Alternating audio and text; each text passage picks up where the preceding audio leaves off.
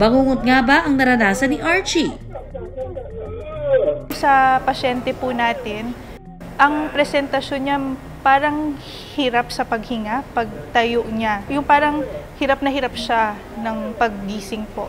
Kadalasan po, mas nakikita namin yon sa mga pasyente pong may tinatawag naming obstructive sleep apnea. Daluyan po ng hangin, kapag natutulog po, nagkakaroon po ng bara. So, pag nababarahan po yon, hindi po nakakahinga ng maayos. So, ang resulta po niya, hinahabol niya yung paghinga niya paggising. Nang mahimasmasan si RG, agad daw silang pumunta sa ospital.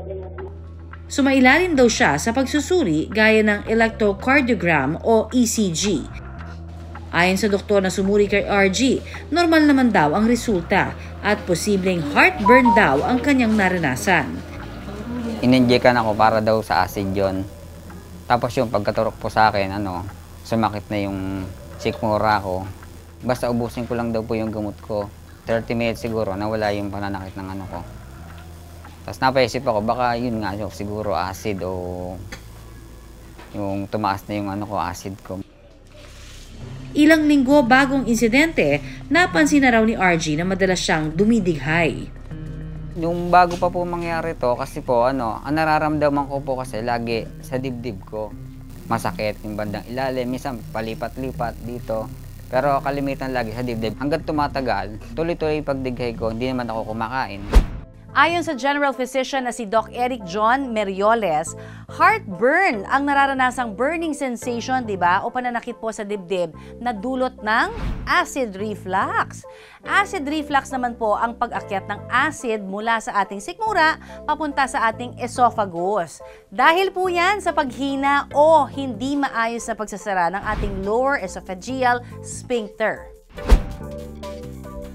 Ayon pa kay Doc Eric, madalas itong nararanasan ng mga taong mahilig sa masisebong pagkain. Usually, nagkaka-reflux din yung mga parating na stress, konti ang tulog. Yun po yung mga risk factors ng acid reflux.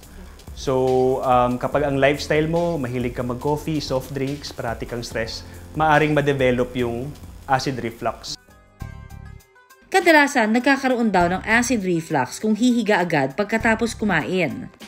Kapag busog ka, tapos humilata ka, pwede kang umakyat yung gastric contents, pwede kang ma-aspirate sa gastric contents na yun. So, pag na-aspirate ka, syempre, mahirapan ka huminga, para kang nalulunod yung pakiramdam mo. Kapag lumalaraw ang acid reflux, pwede itong maging gastroesophageal reflux disorder o GERD. Ito na yung kailangan gamutin. Kailangan mag-maintain ng gamot or uminom ng gamot kapag inaatake ka. Para maiwasan ang paglala ng acid reflux, healthy diet ang kailangan. At syempre, kumonsulta rin sa mga doktor ng bayan para sa tamang reseta.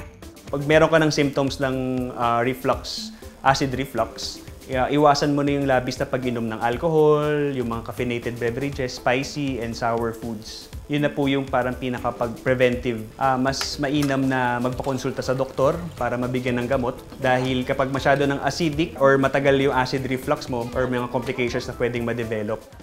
Sa ngayon, unti-unti raw binabago ni RG ang kanyang lifestyle.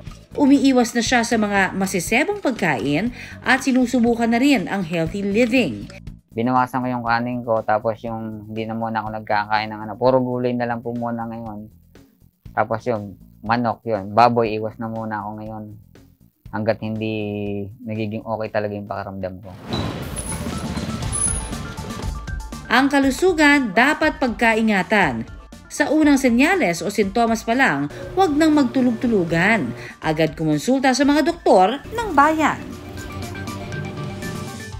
Maraming salamat sa pagtutok sa Pinoy MD. Para po sa iba pang kaalaman tungkol sa ating kalusugan, mag-subscribe na sa GMA Public Affairs YouTube channel. And of course, don't forget to hit the bell button for our latest updates.